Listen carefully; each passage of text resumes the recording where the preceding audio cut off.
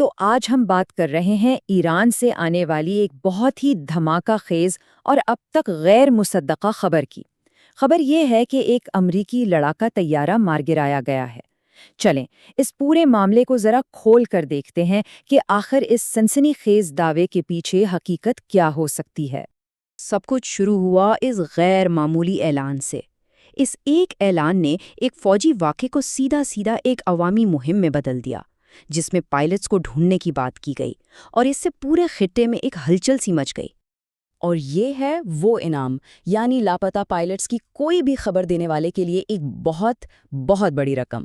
اس اعلان نے معاملے کو اور بھی زیادہ سنگین بنا دیا ہے۔ تو آئیے اب اس کی گہرائی میں اترتے ہیں۔ تو آخر یہ دعویٰ ہے کیا جس پر اتنی بات ہو رہی ہے؟ ایرانی میڈیا دنیا کو اصل میں بتا کیا رہا ہے؟ دیکھیں، ایرانی سرکاری ذرائع کے مطابق یہ کوئی معمولی واقعہ نہیں ہے۔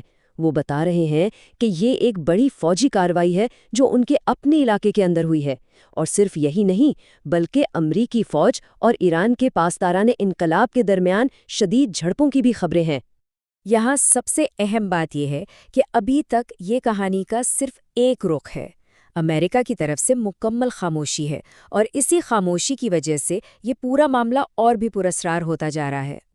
اچھا، اب ذرا ان تفصیلات کو دیکھتے ہیں جو سامنے آئی ہیں، کیونکہ یہیں سے اس دعوے کی پوری تصویر تھوڑی الجھنا شروع ہو جاتی ہے۔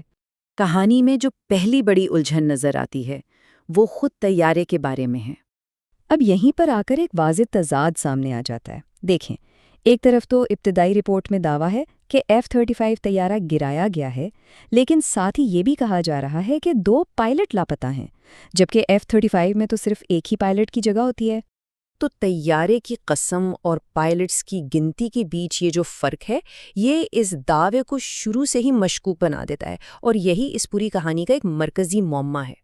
اس دعوے کو صحیح سے سمجھنے کے لیے ہمیں تھوڑا پیچھے جانا ہوگا، کیونکہ یہ واقعہ بالکل اچانک نہیں ہوا۔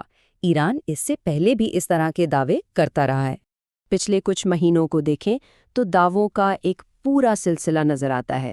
یہ سلسلہ ایک مشکل لینڈنگ کی خبر سے شروع ہوا تھا، اور آج ایک طیارہ مار گرانے اور پائلٹس کے لاپتہ ہونے کے سنگین دعوے تک پہنچ گیا ہے۔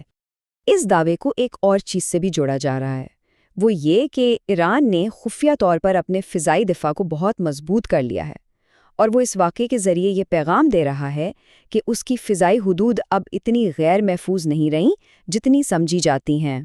تو اب سوال یہ ہے کہ چاہے یہ رپورٹ سچ ہو یا جھوٹ، اس کے ممکنہ اثرات کیا ہو سکتے ہیں؟ اس واقعے کا اصل مطلب کیا ہے؟ یہاں بہت کچھ داؤ پر لگا ہوا ہے، یعنی ایک اسٹریٹجک فوجی تبدیلی سے لے کر معلوماتی جنگ میں ایک بڑی جیت تک سب کچھ ممکن ہے۔ اگر واقعی پائلٹ پکڑے جاتے ہیں تو یہ اس پورے تنازع کو ایک نئی اور زیادہ خطرناک سطح پر لے جا سکتا ہے۔ دونوں طرف کے لیے اس ایک واقعے کے نتائج بہت بڑے ہو سکتے ہیں۔ ایران کے لیے اگر یہ دعویٰ سچ نکلتا ہے تو یہ ایک بہت بڑی فوجی اور نفسیاتی فتح ہوگی، اور اگر یہ جھوٹا بھی ہے تب بھی وہ پروپیگنڈا کی جنگ میں کچھ نہ کچھ فائدہ حاصل کر ہی سکتا ہے۔ تو آخر میں سوال یہی رہ جاتا ہے کہ یہ سب ہے کیا؟ کیا یہ صرف ایک پروپیگنڈا ہے، معلوماتی جنگ کا ایک بہت سوچا سمجھا حربہ، یا پھر کیا ہم واقعی ایران کی فضائی حدود میں ایک نئے اور خطرناک دور کی شروعات دیکھ رہے ہیں؟